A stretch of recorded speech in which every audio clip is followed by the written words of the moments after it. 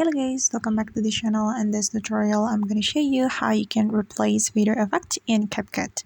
Okay, and here I have imported my video to CapCut, and before we replace the effect, let's just add the effect first. So I'm clicking on effect option right here, and I'm going to select video effect. Then I'm going to pick random effect for my video.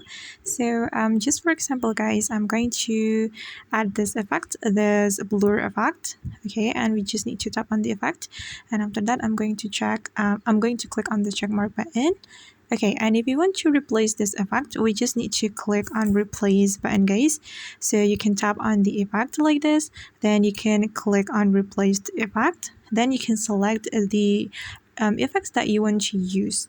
And for example, I'm going to replace with this one, the shake effect.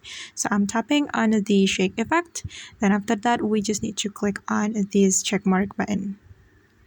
Okay, and now the effect has been replaced, and that's how we can replace effects in CapCut. I hope this tutorial will be helpful for you.